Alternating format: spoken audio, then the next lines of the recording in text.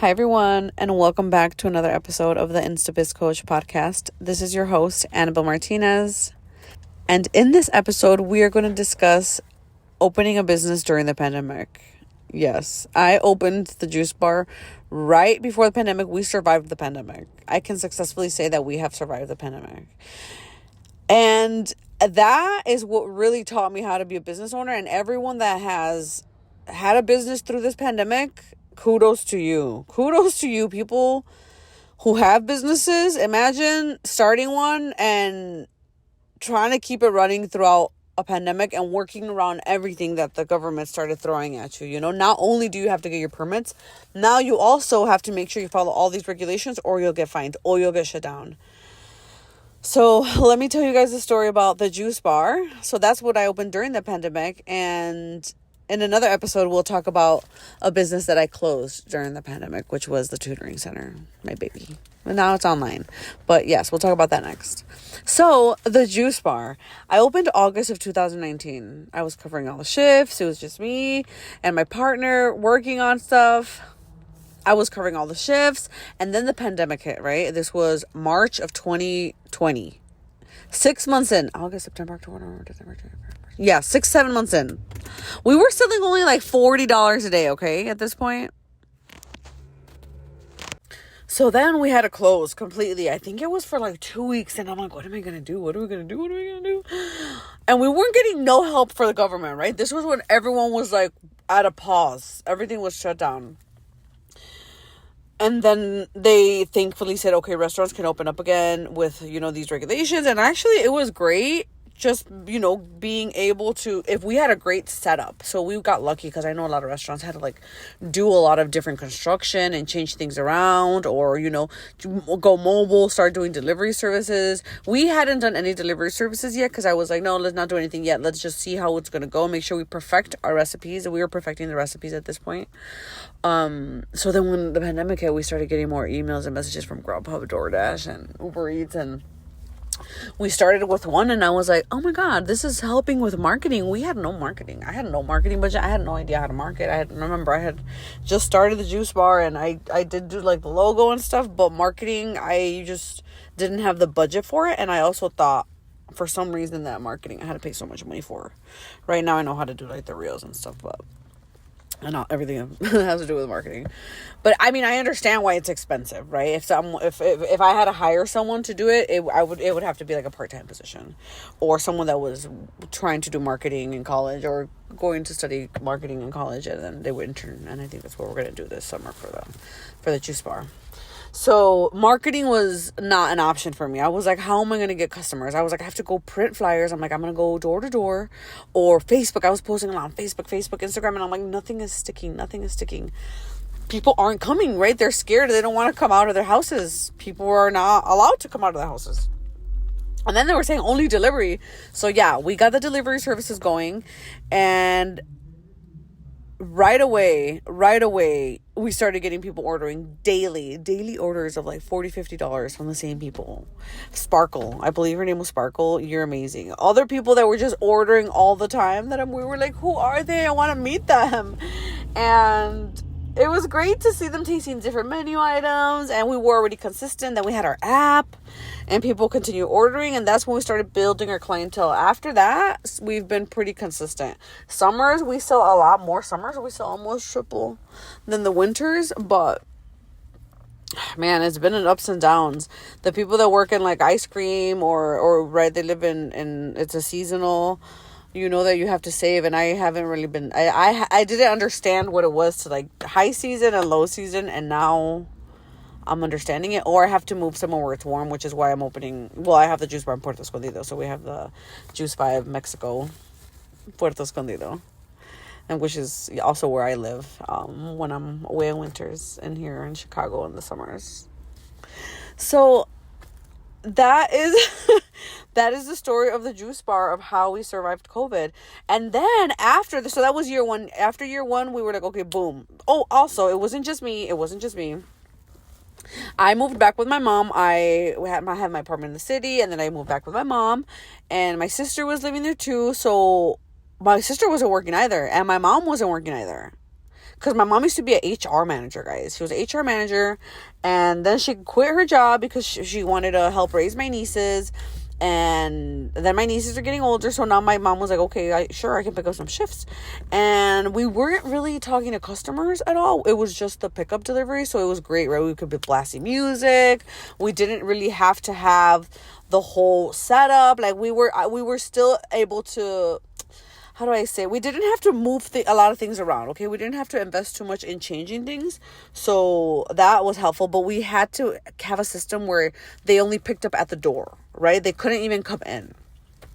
So that was great for us because we could all just be there hanging out, and we all lived together so we could stay safe. It was like we were living at home, and then we moved over, and then we were just all, organizing everything and making juices and smoothies and packaging it. It was beautiful. And then we started just switching shifts. So then after that, my sister started managing it a little bit because she used to be a manager at a local bar, or not a manager, but she's worked at restaurants. So I'm like, hey, you could be a manager at the juice bar. Here, let me show you, right? I've had businesses before, and I had managers help me run my businesses before, and I was like, okay, like it would just be like an employee. So she did that for a little bit, and then my mom started picking up more shifts. So then things started getting busier, and we started having double shifts, and we started hiring more employees. And I'm like, I was traveling more, and my mom was like, she's like, I can manage more now, right? We had to go get things, like we had to go run to buy produce before. Now we get them delivered, but before we had to go and get produce all the time. And we were still learning how the business was growing, right? We would always run out of containers because our containers are sustainable. I'll have another episode where I talk about sustainability. All of them are sustainable. So if we run out, we're like, oh my God, we're out of the product, right? Or we actually never run out anymore, and we haven't ran out that often, but it's stressful when you're like, I'm almost out. And then I have to create a checklist, right? And that's how you create operations and procedures. Because if you don't have these processes in place, then how are you going to create another business? Now I'm able to create another business like that. I could create another juice bar like that. I've opened farmers markets. I'll make another episode on that. I've done pop-up events, like all of this stuff. I learned the ins and outs of it because of the juice bar. And that is the only way that you'll really know how to run a business, is by either working in a business or helping manage a business. Working in another business that you're like, this is great, I want to open something like this. So I highly recommend you look around, you see what you're interested in. If you're opening something like a paleteria or a coffee shop, go to the other coffee shops, see what you like about them, see what they're doing, see if they're hiring. Tell them, hey, I want to open a coffee shop in the future. And they're not going to say, no, I'm not going to give you our recipes. Every coffee shop is different. Every single person has different taste. So don't be scared of looking for other people that are already, right, in doing your dream. You're like, we want to meet people like that. And they won't always be friendly. Some people are a little more conservative with sharing information, but there's a lot of people that are open to it. So I highly recommend you try to do that. What else can we talk about? So then my mom started managing the juice bar, and we had like 8 employees. Like for the last 3 years, we had like 8 employees, and the weekends were so busy. We were like making $1,000 a day. Now we're not making that much. We can get back to that. It was insane. That was when the restrictions started lifting. Oh, no, wait. So that's 2020, and then 2021 comes around and grants are coming around. And thankfully, since we're a restaurant, we got the restaurant revitalization fund. I was applying nonstop. I started working with the Chamber of Commerce, and I was like, hey, can you guys help me out? Do you guys have grants? And they're like, yes. So I just was applying nonstop. Right now, there's some grants available too. You should always follow the Chambers of Commerce. They are the ones that will get the information from the states. Okay, so get that. There's a lot of funding that goes into businesses. The SBDC is amazing. The SBA. All of these are online or in person, and this is free for you, for the community, and for your neighborhood, wherever you live or wherever you're opening your business. It's not where you live, it's where you're opening your business. So look into this. Even if you have an online business, you can also join the Chambers of Commerce. They're amazing. They have great events for networking, and the people who are the heads of the chambers are business owners or entrepreneurs that know what you're looking for, and that they'll introduce you to opportunities in the community. And honestly, that really saved us, because in 2021 we really were just relying on delivery services, and they were getting a big cut from us. We weren't able to really raise our prices, and produce were expensive. Remember how expensive everything was? So things were just really expensive, and at that point we were paying each other with my mom and my sister. But then when we started selling more was when we started hiring more employees, right? And then my mom started managing more, because she worked in HR, and she started helping me with like procedures and how to hire. And I am like, okay, great. She's like, she was really into the juice bar, right? And she loved the customers. We started getting customers coming in, and she understood the processes. She was interested in learning. And I was like, awesome. I love my mom, and I love how she works, and I love that the customers love her. That means that, she's making sales. That's how businesses work. Even if she wasn't my mom, if she was an employee, she was making the sales that she's making now. That's how I would hire her. And I started paying her. So I pay my employees $15 an hour plus tip, guys, plus tip. Okay. I make sure, and I'll make an episode on this, on how to hire, but I make sure that my employees got paid 15 hours plus tip. I know that's a lot, and sometimes it was difficult for me. I'm not going to lie. I have paid my employees late, and I am so sorry. And a lot of business owners know this too. So please don't feel bad. And employees, please understand that we feel so bad. Like, we understand that you also have to pay bills, but we literally we have nowhere to get it from. But eventually, I always paid my employees, right? And if employees out there, I'm telling you right now, if I owe you anything, let me know. Or if you feel that maybe you felt that I didn't appreciate you as much, let me know, because I love every single one of you, and I hired every single one of you, and working with you was a pleasure. And I hope it was a pleasure for you guys too. So yes, my employees, I always try to play. I've always, for the last 8 years, since the beginning of time, have paid them $15 an hour. Okay. But the juice bar girls were a $15 hour plus tip. Okay. They were making money. And my mom was getting $18 an hour plus tip. Okay. She was a manager. So I'm like paying them good. And that was when we started selling more, which was in 2022 to 2024. That's when we started doing the markets too, the farmers markets. I was in it. I was doing the farmers markets. Oh my God, the farmers markets.